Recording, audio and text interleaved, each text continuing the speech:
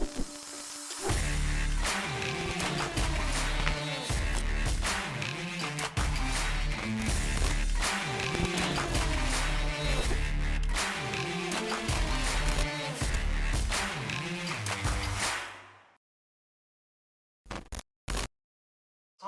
and welcome to SPORTSDOC, the podcast for all things sporting and medical. I'm Dr. Alan Chung, sports surgeon at the International Orthopaedic Clinic, and today we have a very, very special guest star, Miss Kyra Ho. Hi Kyra, how are you doing? Hi everybody, I'm doing really good. Thank you for having me. It's great to have you on the show, and it's really exciting because if anyone's seen anything that you've done, it's incredible, it's awesome, and it's pretty unique. So please tell us about who you are and what your sport is. Okay, so I'm Kyra Po. I'm 18 years old and I'm an indoor skydiver. Yeah. It's basically an indoor simulation where you get to fly, and I've been doing it for half my life, so about 10 years. Okay. And yeah, I really love to do it, and it's my passion. Sure, okay. Well, I mean, I think that for most folks, you know, we're going to show some videos of how incredibly awesome indoor skydiving is. Okay. And, you know, basically to me, it seems like a combination of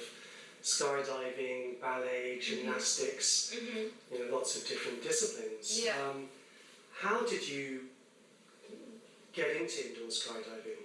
So I got into indoor skydiving by chance. My mom was actually helping iFly Singapore, which is the tunnel in Singapore, Okay. Do their advertisements, Yeah. and he needed people to go in and just fly so that they could film. Yeah. And I think out of about 150 people, I was Yeah. just one of them with my partner at that time, Ishan, and they just saw us and they were like, "You guys really love to fly, like Yeah. how about fly some more?" And of course, at like 8 years old, everybody's dream is to fly, right? So Yeah. we just went on, and then we took part in a competition, a local competition actually, and then from then on we went overseas, and that's just how we started. Okay, well you make it sound so easy, but I know it's not, and I know it's been hours and hours of hard work and sacrifice from not only just yourself but also your family. Yeah.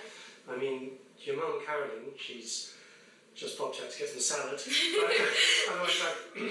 but she actually had her own media company, didn't she? Yeah. And then, but she sort of decided to manage you full time, and you know you're sort of her focus. And I know that from previous interviews that you have a crazy schedule. So tell me what it takes, because I know you're actually a world indoor skydiving champion in several disciplines, aren't you? Yeah. So tell me what it takes to be good at skydiving. What's your routine like? Okay, so for my routine, because of the COVID period, obviously we don't have any competitions, which is utterly sad. I know, it's terrible, isn't it? Yeah, but usually if I have a competition, we would train about 2 months earlier, and we would train about 5 to 6 times a week. Right. And because I'm also still studying, because I'm 18 years old, of course, my school hours, they start at 7:50 and we end around maybe 5 o'clock, 4 or 5 o'clock.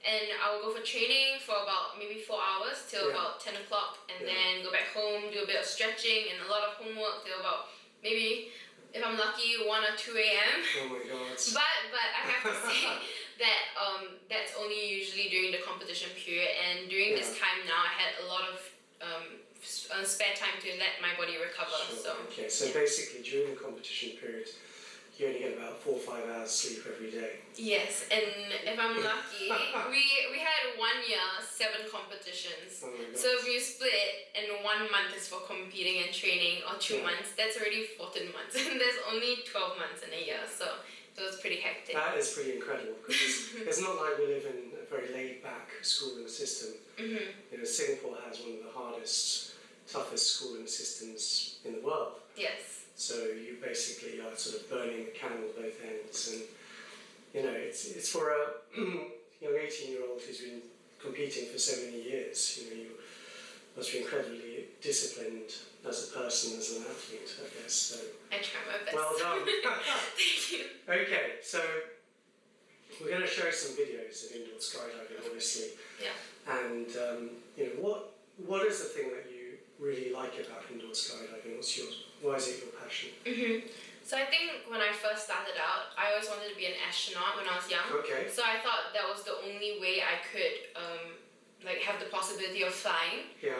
But then I realized that this sport existed, and I think that was everything I wanted because I feel extremely free in the tunnel. Like you can do anything, you're not weighted by the ground. Yeah. So I think that's the main sole reason why I love flying so much. Yeah. But if I take it deeper, I would say that it's because I get bored really easily. Okay. So before flying, I actually did swimming, and I was a competitive swimmer. I represented my club and my school. But I think I was really bounded by just 4 strokes, like butterfly, backstroke, breaststroke, freestyle. I felt that I needed a sport that allowed me to use my creativity. Okay, we're complete opposites, you and I, because basically I can hardly swim. Okay. And I'm afraid of heights as well. So okay. you're basically saying you've only got 4 strokes. I'm thinking, I've only got a doggy paddle. That's incredible. Okay, anyway. Yeah. Gets me from A to B. But anyway, yeah, so I guess you feel there's freedom and sort of a lot of variety because it's a real mix of disciplines. Yeah. So what is it? I suppose I should get down there and check it out myself. I fly, but what does it actually feel like when you're doing indoor skydiving? Well, actually, people think that it's zero gravity, so they feel like you're always falling. Yeah. But for me, it's actually like there's a lot of wind. So the wind goes as fast as 250 kilometers per hour. Okay. So that's as fast as like an F1 car we're talking about. So it actually feels really comfortable for me because it feels like there's always pressure. Okay. If we're talking like more physics based, there's always pressure on your body. So I feel that I'm always in control, and that's what I like about it because then I can manipulate the wind in the sense that I can do flips and tricks and twists and everything. Okay. And yeah. I guess you started very young and you kind of grew up with it, so for you it's second nature. But I think for a lot of people it's not going to be quite so smooth. But anyway. How did you've won a lot of championships and competitions, so what world champion disciplines have you sort of competed in and been successful in? Okay. What's your favourites? So I usually do just mainly 2, which is dynamic and freestyle. So freestyle is more like, if I were to make it more relatable to other sports, it would be like gymnastics, ice skating, and it's all about making a routine and making it like as graceful as possible. And we have dynamic, which is usually in a team of 2 or 4 people, where you go as fast as possible. So the fastest timing would win. Okay. So I was the world champion for 2A dynamic with my partner Ishen. Okay. Ishen. Yeah. And also I do a lot of freestyle competitions, which I was junior champion in for 2 years. I think I really like both as well, but for me now my focus is freestyle, of course. Sure, yeah. Yeah, but I think it's really fun. Like it's really different, and that's what I like about indoor skydiving because it's a combination of many different sports. Yeah. So yeah. Okay. And is it much harder to work as a duo, as a team, because you have to time with the other person? I started out doing 2A since the beginning, so I only did solo freestyle for around maybe 3 to 4 years. So I think 2A as a team with Ishen is second nature already because we started out together. But yeah, I would say it takes a lot of cooperation, and it taught me a lot about working as a team. So I felt that like mentally, like growing up, it helps me like work better with others. Okay, yeah, that's right. Well, I guess with any competition where like ice skating or where you have to dance, it's good that you grew up with her, so you probably know each other very, very well. Yeah. Okay. Now I noticed that you've been drinking Red Bull throughout this. And you're actually obviously sponsored by Red Bull. In fact, you're the only Red Bull athlete in Singapore. And obviously Red Bull is a drink, but it's famous for extreme sports. Yeah. Okay, so how did that happen? Did they just ring you out of the blue and say, can you be a Red Bull athlete? I think for Red Bull, because it is like quite prestigious selection, so it took quite a long time, maybe like a year and a half to 2 years. And it took a lot of time for me to build up my portfolio, so for me to be winning competitions and actually I think representing Singapore in a good light. And I think not only about winning competitions but really trying to be a good sports person. Good ambassador. Yeah, so I think it did take quite a long time, and I'm glad that it got through. Well, you are a great ambassador because you only had 4 hours sleep a night, so you had to drink a lot of Red Bull, right? Energy, yeah. But I know that it's incredible that Singapore is. I grew up in England, which is a sort of reasonably large-sized country, not as big as the States. But coming to Singapore, there are very, very, very few kind of homegrown athletes who basically reach the world championship status. So, well done you. Congratulations. You're unique. So you also competed in adult league as a junior. Yeah. How old were you when you decided to compete with the adults? So I started competing with the adults when I was 16. Okay. Yeah, and of course at the time I'm qualified for junior, but I wanted to challenge myself. Okay. So I was in this pool with all the adults where they're actually my coaches as well, because we asked them to come to Singapore to coach us, which was a really interesting experience actually, because I feel that from one moment they're coaching you, the next moment you're competing against them. It's really tough, and I have a lot of pressure, I feel like, as a 16-year-old, but for me, I try to switch all the negative thoughts into positive, so I strive on the pressure and try my best. Yeah. We've done really well, and at that level of competition, it must be tough inside and outside of the skydiving arena. Yeah. So, tell me a bit more about your Red Bull experiences. We were talking earlier about it's not so much sort of financial gain, but the experiences that you've had as a Red Bull athlete. Yeah. What are the things they've kind of arranged for you? Yes. So Red Bull has given me a lot of opportunities. I feel like experiences that I would never be able to attain without them. So we actually opened the Abu Dhabi tunnel, which is the world's largest tunnel in the world.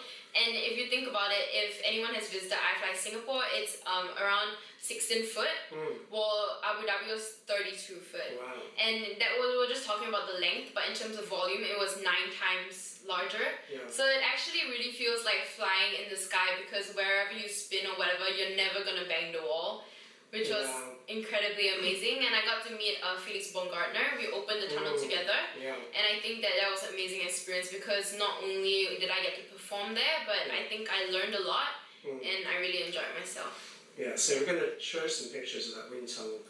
But I guess, do you think they'll hold all the world championships in Abu Dhabi now because of that wind tunnel? Well, I feel because it doesn't have the walls, we actually need to see the walls because we have lights and lasers where we have to cross. Okay. So I feel that it will be a completely different ball game. I feel in a sense.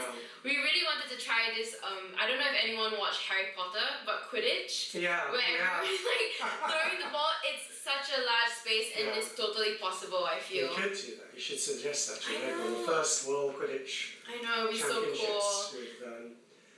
With Kyra Potter. Well. Yeah, team captain, that's right. Team captain in Singapore, basically. Yeah, I think it would be so fun. But Felix Baumgartner, he's an incredible guy. What he's achieved. And if you watch anyone doing those wing suit kind of flying experiences, you just think, oh my God, that doesn't. Crazily. Yeah, it is crazy. Yeah. So I was going to say, I think you're probably going. I bet you'll be doing that in a few years' time. Hopefully. The next sport, you're representing Singapore doing that. We talked a bit earlier about some of the sacrifices. Anyone who reaches the top of a competitive sport has to make a lot of sacrifices. 4 hours sleep is one of those. And you've kind of grown up with it, and it's sort of your personality or what defines you as a person. How have your sort of family reacted? And your mum's given up a lot. She's given up her media career, and obviously, you've got a younger sister as well, who's going to hopefully follow in your footsteps, I suppose. But are there things you have to give up on? And I offered you pizza earlier, and you wouldn't have it. That's incredible. No one's ever turned down pizza before. Like an 18-year-old turning down pizza. That's right. Yeah. So I think I do have to have a lot of sacrifices. I think especially because I've grown up doing this sport for a really long time. I felt that I didn't really have a chance to be like a full-on teenager, like 18 years old. But I feel that because I do have to recognize like how much I've learned and how much I've gained from the sport, that the sacrifices are really negligible. Like I'm trying to watch my weight, so of course I don't eat pizza, but I would of course enjoy it. Diet pizza, just like the Diet Red Bull, it's okay. Well, today I have a shoot after this, so I try to prepare myself. So I think what my mom always tells me, because she is my momager in a sense, she's always told me that like if anything and I'm not enjoying it, then quit. But obviously she's just trying to push me and tell me that like this means so much to me. So I have to put in hard work for it to have success. So I think that is just like a trade-off. But my family's been my family is very, very supportive. And my sister, she's flying. She's not gonna follow in my footsteps. I think she's gonna overtake me. Oh really? Oh, yeah, gosh, she's really talented, and Well, words of a champion. That's I believe in her. Yeah. That's great. Well, watch this space. Okay.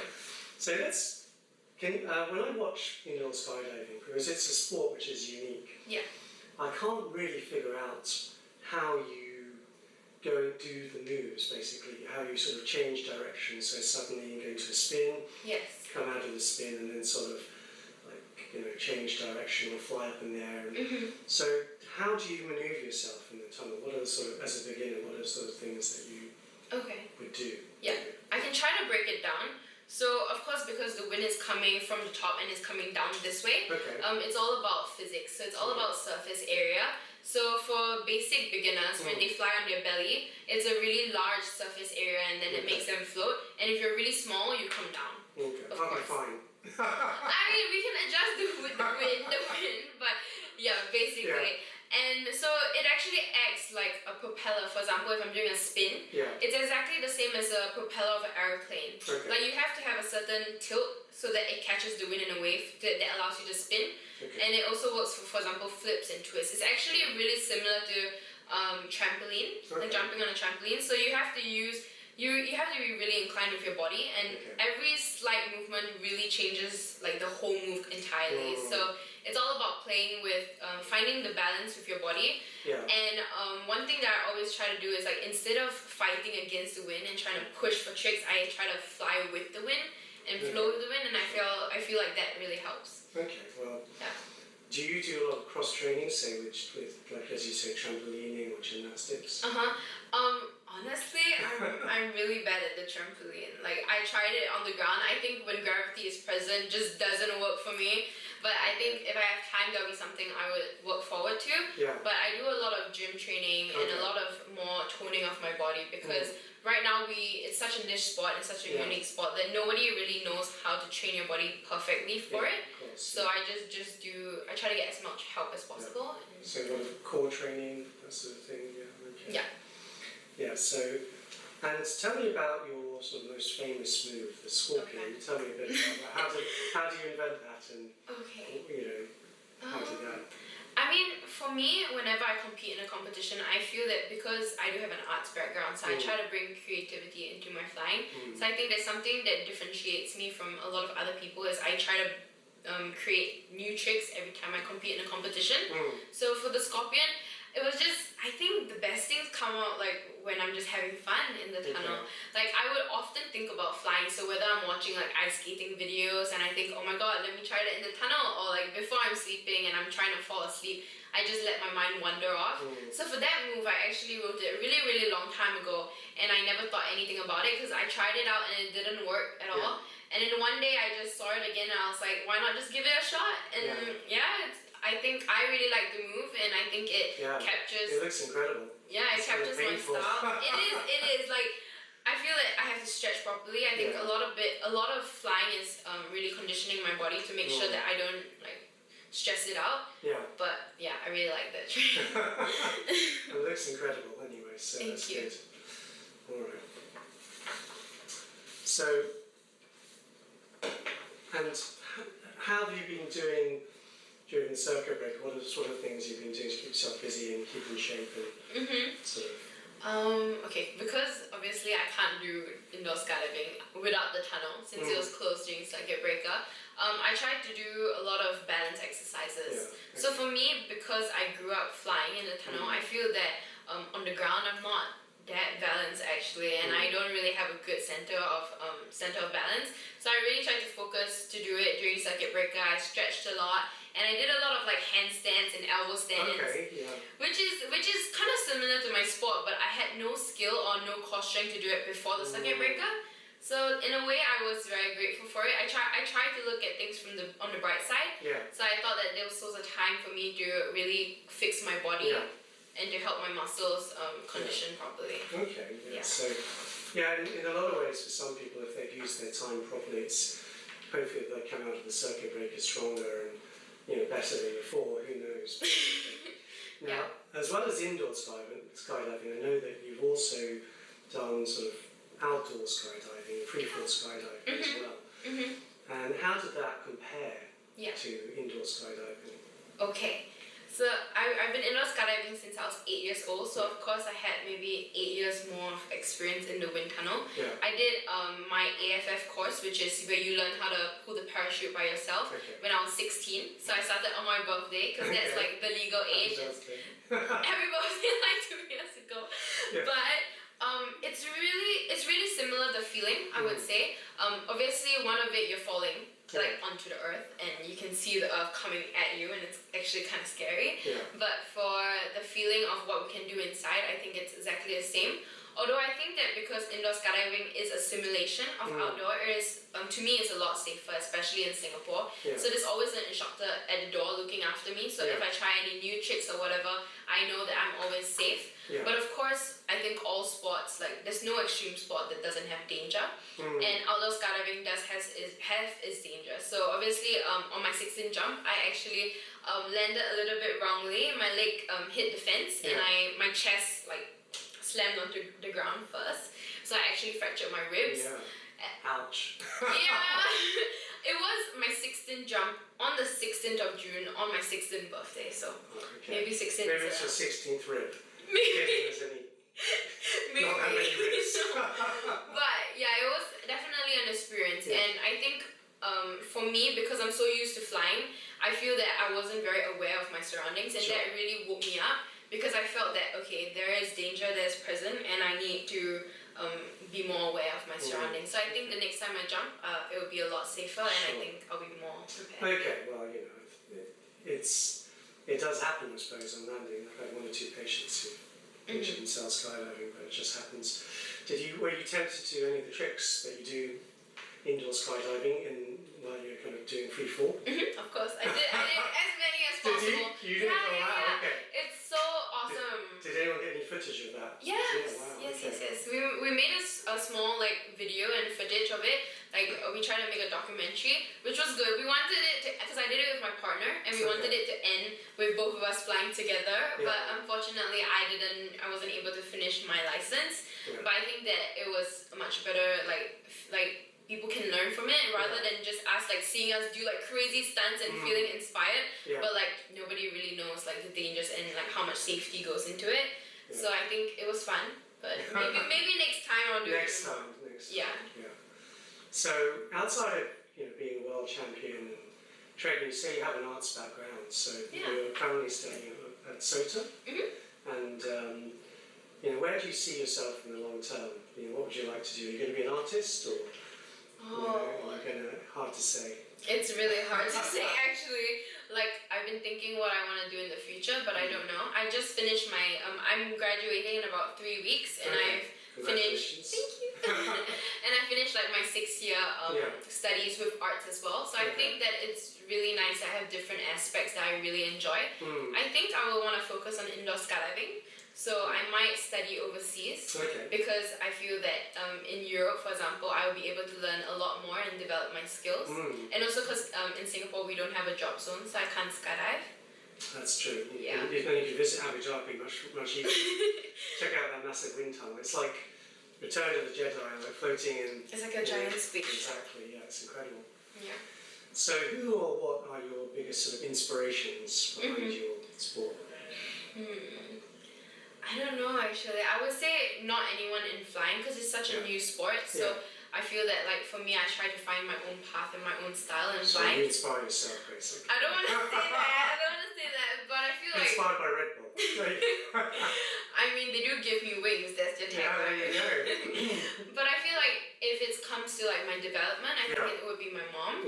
Because she is really, really strong, and I feel that she has directed me in a way that I love flying. I do flying because I really love it and it's my passion, not because of like the achievement and the success I have accomplished. So I think she really pushes me in a way where she doesn't let anything get to my head. So for example, if one day I'm flying and to other people, of course, it's impressive, but like to me, I know it's not good. She would come out and she'd be like, "You suck." It was so bad, and I think she really puts me in my place. Like, she helps me be completely honest with myself, so I think it helps to push me. And also, she's very, very strong woman. So I think... Don't mess with Carolyn. Don't mess with my mother. But yeah.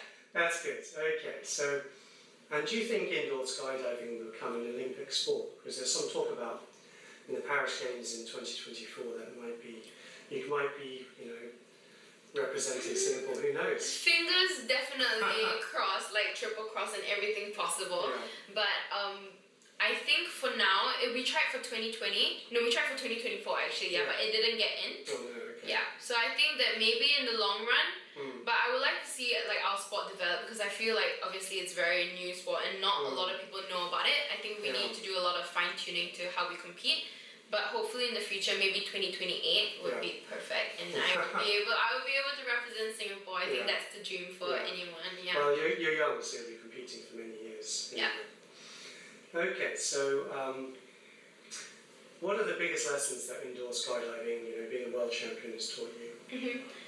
I think it has taught me a lot about determination and really pushing really hard. Because I feel that when I started out, obviously I wasn't always like this. When I started out when I was 8 years old, like competing and everything, losing amongst like people that were twice and thrice my age were really demoralizing. And obviously we would throw tantrums, like we worked really, really hard, and to not be able to achieve anything was really like disheartening for an 8-year-old. So I think that this actually taught me a lot about determination, and I think how to be a good sports person. I think, because before that, like obviously as a kid when you lose, you would cry, of course. I mean, aren't you really competitive though? Like if you play like Monopoly, do you have to kind of win? I am a very, very, very competitive person. In anything that I do, I would race you up the staircase in anything. But yeah, it taught me a lot about being a good person, a good sports person, and I think representing Singapore well. Because I'm not only like representing myself in the competition, but I do hold the flag when I fly. So I think you are a role model for Singaporeans and also for young female athletes. And do you have any words of inspiration or advice for any up and coming, particularly female athletes, not necessarily skydiving? I think not only to work hard, but I think to love what you do. There's a difference where people join the sport just to reach an end goal or to want to win, but I think that to really love what you do, I think it's really important. As a child especially, because like as an athlete, we want to have really long years to be able to compete, and I think the sole motivation for me to continue is my passion for it. Like without it, I don't think I would be able to continue. And I also think share your love with it. Like for me, even though I'm 18 years old, I try my best. I don't know if I'm successful at like inspiring other younger kids. So I think if you teach other people, you see the joy in others, and I think that like it becomes a cycle. Okay, well you're a great ambassador of the sports, you know, so I try, hopefully. Okay, well sadly that's really all the time we've got, you know, for the interview today. But it's been such a pleasure having you on the show. And you know, keep on flying and keep on competing. Thank you so much. Kyra. Thank you. And I want to see you, you know, representing Singapore for Quidditch as well. Maybe in 2028. That's right. I think that was so cool. Thank you. Thanks a lot. Thank you. Okay.